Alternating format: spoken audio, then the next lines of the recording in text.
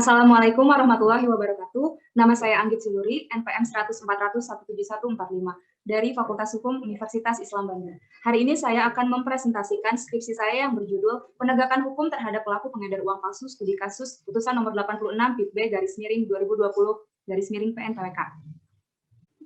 Baik, berikut adalah latar belakang. Uang memiliki peranan strategis dalam perekonomian suatu negara. Walaupun saat ini berkembang penggunaan transaksi secara elektronik, namun tidak mengurangi pentingnya transaksi tunai. Terlebih lagi dalam masyarakat Indonesia, sebagian besar masyarakat masih menggunakan uang kartal atau uang kertas. Di era perekonomian yang semakin terpuruk saat ini, mengakibatkan kebutuhan hidup seseorang dirasa sangat menghimpit. Peran uang yang begitu pentingnya telah menumbuhkan keinginan manusia untuk memiliki uang sebanyak-banyaknya.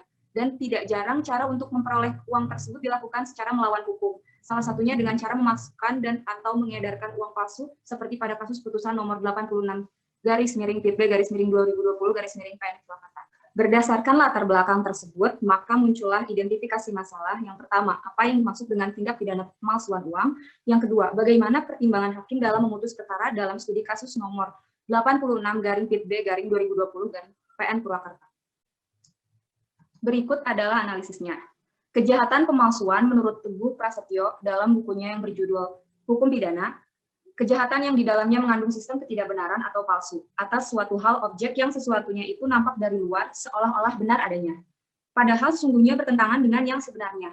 Itulah yang dinamakan dengan tindak pidana pemalsuan dalam bentuk kejahatan dan pelanggaran. Berdasarkan pendapat tersebut, dapat diketahui bahwa kejahatan pemalsuan adalah suatu tindak pidana dengan melakukan ketidakbenaran atau memalsukan suatu objek agar terlihat asli yang dapat merugikan masyarakat, sedangkan pengertian mata uang palsu itu sendiri adalah mata uang yang dicetak atau dibuat oleh perseorangan maupun perkumpulan atau sindikat tertentu dengan tujuan mata uang palsu hasil cetakannya dapat berlaku sesuai nilainya, dengan sebagaimana mestinya. Pemalsuan uang kertas dilakukan dengan cara peniruan atau counterfeiting.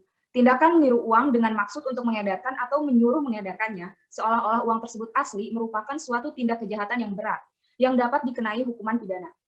Selanjutnya, pengaturan hukum positif tentang tindak pidana mata uang. Upaya penanggulangan tindak pidana peredaran mata uang palsu di Indonesia diformulasikan dalam Kitab Undang-Undang Hukum Pidana. Selain itu, diformulasikan juga dalam Undang-Undang Nomor 7 Tahun 2011 tentang mata uang. Selanjutnya, berdasarkan fakta-fakta dalam persidangan, ditemukan barang bukti berupa uang rupiah palsu sebesar Rp20.500.000.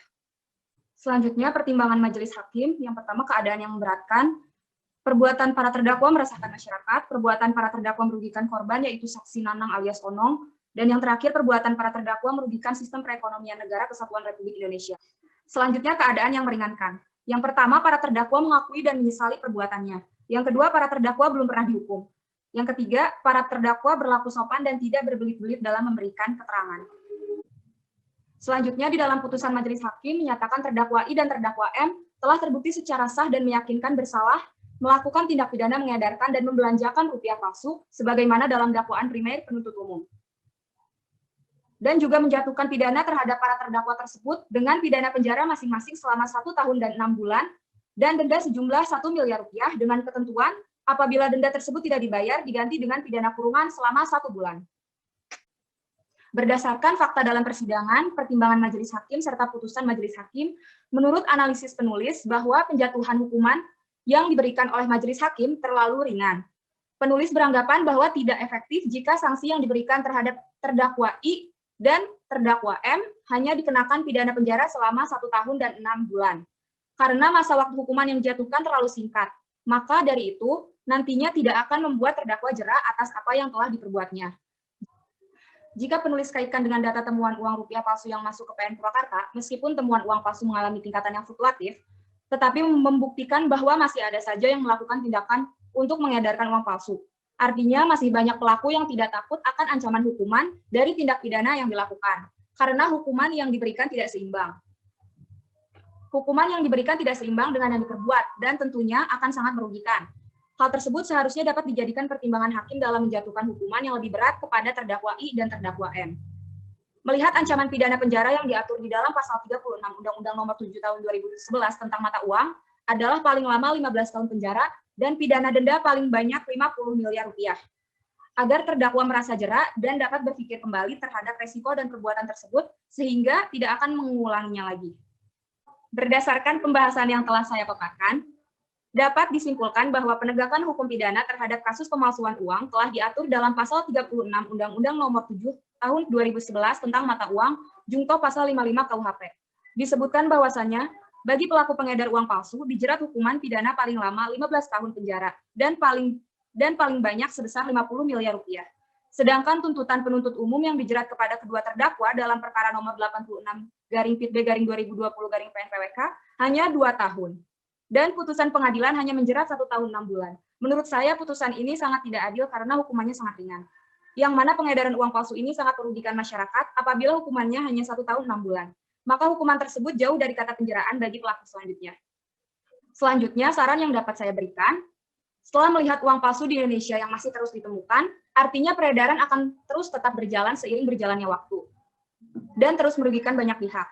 Sebaiknya, pemberian sanksi pidana terhadap pelaku yang mengedarkan uang palsu dapat lebih berat dan setimpal dengan apa yang sudah dilakukan, agar memberikan efek jera kepada pelaku dan menimbulkan rasa takut bagi yang berniat untuk melakukan tindak pidana peredaran uang palsu, sehingga dapat mengurangi kejahatan ini. Memberikan sosialisasi kepada masyarakat agar dapat membedakan antara uang palsu dengan uang asli, dan bergegas melaporkannya apabila kedapatan melihat pelaku tindak pidana pemalsuan uang dan peredarannya pada pihak yang berwajib. Sebelum saya mengakhiri presentasi saya ingin mengucapkan terima kasih yang sebesar-besarnya kepada Prof. Edi sebagai dosen pembimbing. Tanpa adanya bimbingan dari Bapak, tentu penelitian ini tidak akan terlaksana. Oleh karena itu, saya dengan senang hati menerima segala masukan dan saran. Saya akhiri presentasi dari saya. Wassalamualaikum warahmatullahi wabarakatuh.